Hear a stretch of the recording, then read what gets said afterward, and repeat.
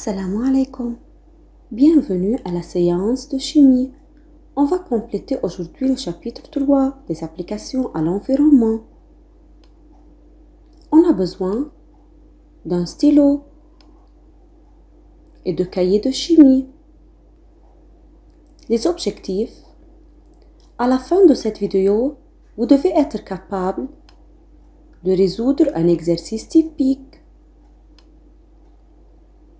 Premièrement, on va commencer à rappeler ce qu'on a appris dans la vidéo précédente. Observez cette figure. Que représente cette figure? Très bien, cette figure représente la colonne filtrante. À quoi sert cette colonne filtrante? Cette colonne filtrante sert à obtenir de l'eau claire à partir de l'eau boueuse. Cette eau passe par plusieurs couches pour obtenir ce résultat. Elle passe par les gros graviers qui servent à éliminer les grosses particules en suspension comme les feuilles d'arbre, les cailloux. La deuxième couche est formée de petits graviers qui servent à éliminer les moyennes particules en suspension qui se trouvent dans l'eau naturelle. La troisième couche sert à éliminer les petites particules en suspension et elle est formée de sable. Donc, la clarification est un processus qui permet d'éliminer les grosses et les petites particules en suspension dans l'eau pour la rendre plus claire. L'eau obtenue après la clarification présente des risques pour la santé car elle peut contenir des micro-organismes. Donc, l'eau obtenue par la clarification est une eau claire et elle n'est pas potable car elle peut contenir des micro-organismes. Donc, comment peut-on obtenir de l'eau pure? Très bien, on peut obtenir de l'eau pure par la purification de l'eau. La première étape, c'est le tamisage. Durant le tamisage, l'eau passe à travers un tamis métallique pour éliminer les grosses particules en suspension. La deuxième étape, c'est le traitement chimique. Durant le traitement chimique, on ajoute des substances chimiques pour fixer les petites particules en suspension dans l'eau. La troisième étape, c'est la sédimentation. Durant la sédimentation, les petites particules en suspension piégées par les substances chimiques se déposent au fond du réservoir. Quatrièmement, c'est la filtration. La filtration est nécessaire pour éliminer toutes les particules en suspension. Finalement, c'est la désinfection. Durant la désinfection, on ajoute le dichlore pour tuer les bactéries. Que représente cette figure? Très bien, c'est le dessalement. Mais c'est quoi le dessalement? Le dessalement consiste à transformer l'eau salée en eau distillée. Comment se fait ça? Durant le dessalement, l'eau de mer est retirée dans un grand bassin recouvert par un dôme en plastique transparent. L'énergie solaire pénètre par ce dôme en plastique et cause l'évaporation de l'eau de mer. L'évaporation de l'eau de mer, c'est le passage de l'état liquide à l'état gazeux. La vapeur d'eau se condense en contact avec le dôme. La condensation, c'est le passage de l'état gazeux à l'état liquide. Donc, l'eau est récupérée dans des récupérateurs ici sous forme de l'eau distillée. Donc, le dessalement consiste à rendre l'eau de mer potable, donc buvable. L'un des processus utilisés pour le dessalement de l'eau de mer est celui de la distillation simple, suivi d'un traitement chimique. Maintenant, on va corriger l'exercice typique. Premièrement, considérez les techniques suivantes utilisées dans le traitement des eaux. Observez la première figure. Durant cette technique, on a plusieurs couches. La première couche, c'est le gravier. La deuxième couche, c'est le sable. Et la troisième couche, c'est le charbon en bois et le coton. Durant cette méthode, l'eau boueuse se transforme en eau limpide. Eau limpide signifie eau claire. Les gros graviers servent à éliminer les grosses particules en suspension, telles que les feuilles d'arbre, les gros cailloux. Le sable consiste à éliminer les particules de taille moyenne.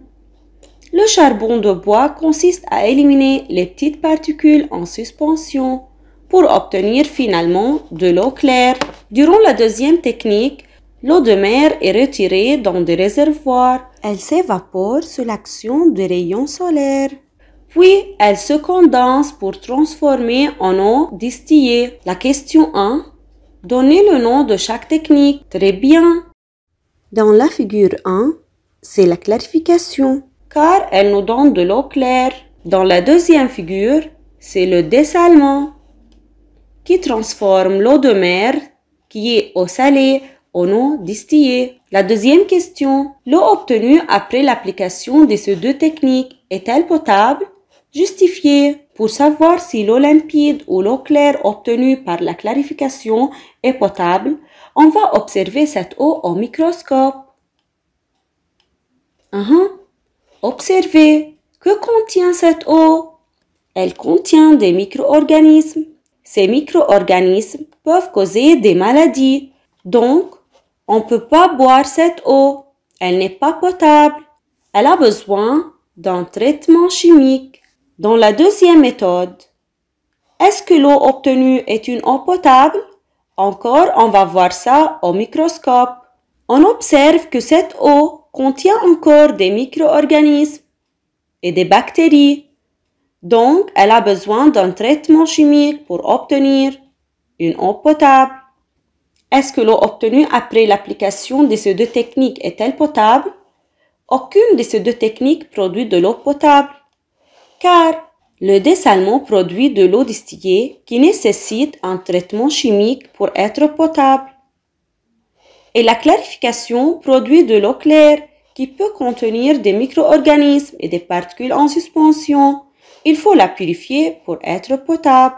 La question 3. L'épuration de l'eau est une méthode utilisée pour rendre pure l'eau usée ou l'eau naturelle. La figure ci-dessus représente l'épuration de l'eau usée. Mais c'est quoi l'eau usée? L'eau usée, c'est l'eau provenant des maisons. La purification de l'eau usée passe par plusieurs étapes. La première étape, comme vous voyez, c'est l'étape 1. L'eau usée passe par un tamis métallique pour éliminer les grosses particules en suspension, comme les feuilles, les papiers, les bouteilles en plastique. La deuxième étape, c'est l'élimination d'huile. Durant cette étape, on va enlever l'huile trouvée dans l'eau usée.